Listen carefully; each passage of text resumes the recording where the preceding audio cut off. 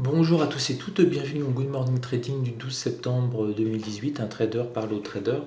On va faire le point sur les marchés aujourd'hui, notamment on va tout de suite passer au calendrier boursier. Il y a deux choses importantes sur le calendrier boursier. Aux États-Unis, c'est à 14h30 les prix à la production et le livre beige de la réserve fédérale à 20h. Alors, normalement, le livre beige, on n'a pas de surprise, hein, c'est un état des lieux, en fait, c'est un compte-rendu de ce qui s'est dit lors de la dernière réunion du FOMC. Et en théorie, il n'y a pas de surprise, ça devrait être conforme, l'économie américaine va bien, etc. Mais bon, il faut faire attention, il vaut mieux éviter de ne pas être trop positionné. Il y a parfois un petit peu de nervosité. Il est arrivé que dans le livre beige de la Fed, on ait eu quelques surprises et les marchés sont partis un petit peu dans tous les sens. Donc à faire avec précaution. Pour ceux qui ne le savent pas, hier je me suis pris une grosse déculottée. Donc c'est pour ça que je préfère vous le dire tout de suite parce que mon analyse technique des marchés risque d'être entachée par cela et elle n'a pas grande valeur. Donc je vous montre parce que j'ai pas encore fini de digérer cela. Donc je vous montre l'évolution. Voilà, je me suis pris une grosse claque hier. Il y a une vidéo qui l'explique, vous l'aurez en lien. J'ai tenté un swing trading et je me suis pris, j'ai tenté un gros day trading, je me suis pris une tôle et j'ai coupé à la moitié de mes gains annuels. Donc j'ai encore un peu plus de 61 000 euros de gains annuels, ce qui me permet de vivre toute l'année et tout, il n'y a pas de soucis. Mais voilà, je vais réfléchir à arrêter de vouloir m'obstiner à faire du day trading et du swing trading qui me détruisent mes résultats. Donc il y aura sûrement ce soir, peut-être demain, une vidéo où je vais essayer de faire le point là-dessus. C'est très intéressant d'analyser ces échecs, mais là honnêtement je suis encore en phase d'analyse et de digestion de la chose. Donc aujourd'hui je vais regarder, je vais sûrement pas trader parce que là je le sens pas. Alors je vous montre, on passe à la phase analyse technique. Alors notamment mon analyse technique d'hier, c'était qu'on risquait d'avoir des bonnes nouvelles, notamment sur le compromis entre les États-Unis et le Canada. Et donc je pensais que l'on allait passer au-dessus du support mensuel sur le DAX. C'est pour ça que je me suis acheté légèrement en dessous. Et bon, j'ai eu la méga bougie la plus violente depuis un bout de temps, hein, depuis peut-être 15 jours, ce qui a fait toucher mon stop et ensuite c'est remonté. Donc c'est pour ça que j'ai pas trop tradé parce que si on se met à casser le support mensuel et à remonter en première étape en day trading, voire en swing si ça fonctionnait, c'était les 12 100 et si on revenait sur le plus haut du mois précédent, donc là il y aura peut-être une petite vague de baisse et qu'on repassait au-dessus. Mon objectif après était carrément la middle S1 mensuelle à 12 224. Voilà, c'était mon optique sur la journée et en espoir que l'on passe au-dessus du support mensuel pour aller chercher peut-être jusqu'à la fin de la semaine pour aller chercher les 12 224 à 12 225 par extension. Donc là, comme le scénario risque de se passer devant mes yeux, peut-être, hein, je ne sais pas, ce matin, que je me suis pris un peu plus de 40 000 euros dans la tête, je vais pas trader. Hein. Je vais sûrement peut-être même attendre lundi prochain avant de trader. Alors, qu'est-ce que l'on peut dire? Donc, on a quand même un signal plutôt positif, très positif sur le DAX et ce rebond pile sur la middle S2 mensuelle pour repartir. Là, les acheteurs ont repris le contrôle et ils veulent remonter. On a une forme de détente un petit peu à l'heure actuelle sur la situation économique en Europe. Ça va un petit peu mieux. Par contre, les places asiatiques ont clôturé dans le rouge cette nuit. Donc, comme je vous disais hier, c'est très mitigé selon même les zones géographiques. Pour ce qui en est des États-Unis, bah écoutez, ça toujours la même chose, hein, ce fameux Dow Jones qui descend, qui rebondit et qui se maintient au-dessus des 26 000 points. Là, quelque part, on dit qu'il y a une forme d'attente des intervenants. On voit un range vraiment qui se dessine, hein, à peu près à ce niveau-là, les points bas remontent. Et puis on a une résistance. Alors ça risque d'être cassé justement sur une annonce liée au commerce. Alors ça peut être, c'est pour ça que c'est intéressant, ça peut être le Canada, ça peut être la Chine, ça peut être l'Union européenne.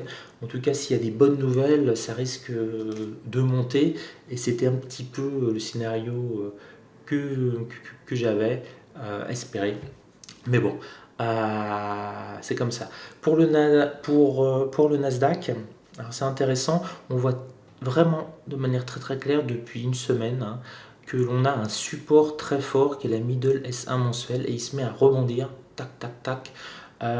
Systématiquement, dès qu'on passe en dessous, on revient sur la middle S1 mensuelle et là on voit qu'il a essayé de rejoindre hier en cours de séance le point pivot mensuel. Il y a tout de suite une réaction baissière et puis après il s'est repris et là à nouveau il est en train de réattaquer le point pivot mensuel. Donc ça peut visiblement sur le Nasdaq, hein, si on regarde les dernières bougies 4 heures, même les dernières bougies 1 heure, on a vraiment envie de vouloir monter.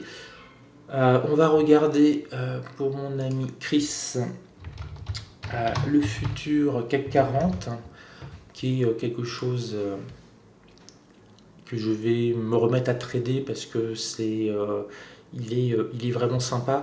Voilà, je vous en parlais sur Good Morning Trading, je sais pas où, en tout cas sur le forum, ça c'est sûr, que systématiquement dès qu'on passait au-dessus de 5250, on rebondissait, et hier encore, hein, on est passé sous les 5240 et ça a été la zone de rebond. Là, pour carrément prendre 50 points, on est sur les 5290. Donc là, c'est là où j'aurais dû par contre mettre un petit ticket, prendre juste un lot et attendre et pas me surcharger comme une mule sur le DAX qui m'a profondément déçu. Voilà, donc là maintenant, la prochaine phase à passer pour le CAC 40, ça va être les 5003.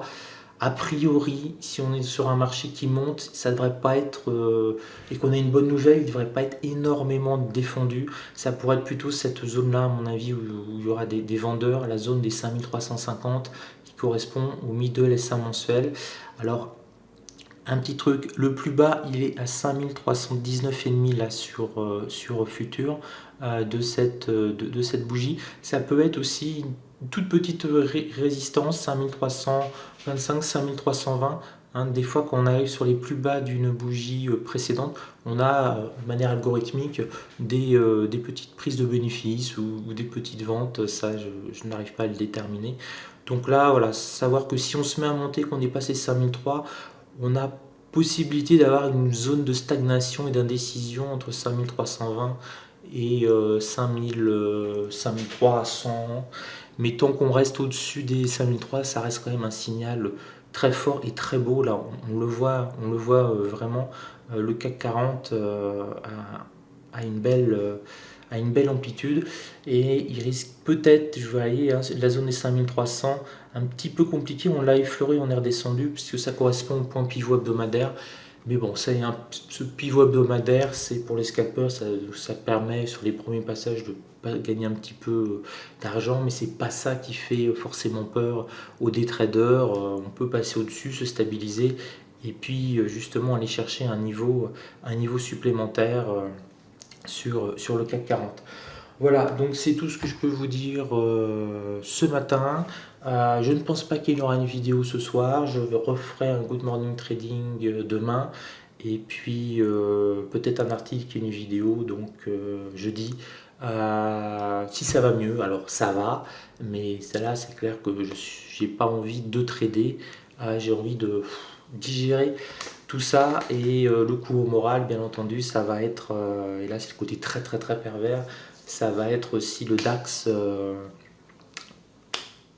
valide le scénario que j'avais hier matin. Là, ce sera vraiment le deuxième effet qui se coule, le deuxième coup dur. Là, j'aurais rêvé de voir le DAX à 11 750 en me disant génial, t'as bien fait, tu t'étais totalement planté dans ton analyse. Génial. Là, je crains que je le regrette, mais il va falloir aussi digérer, effacer, faire la phase de deuil de ces regrets. Et pour l'instant, j'en suis pas encore là. Et voilà, c'est intéressant aussi quand j'aurai fait que je vous en parle, parce que je pense que c'est des choses que tout le monde vivra, hélas, au moins une fois dans sa carrière de trader. Sur ce, belle journée à vous, soyez prudents et prenez bien en compte que mes analyses là sur les indices n'est pas aussi, j'allais dire, clair et limpide que ce que je peux faire habituellement. Voilà, c'est comme un sportif qui fait du foot. Il y a des fois, il dit à l'entraîneur, coach, je vais pas faire un super match parce que je suis épuisé physiquement, etc. Donc voilà, je préfère vous le dire. En tout cas, ça a l'air de vouloir monter. Et si on a une bonne news côté canadien, ça peut, euh, ça peut avoir un petit up sympa. Allez, je vous laisse trader. Ce sera sans moi pour aujourd'hui. À regret, je vais quand même regarder parce que ça va être plus fort que moi. Et puis on se retrouve demain pour le Good Morning Trading. Ciao à vous.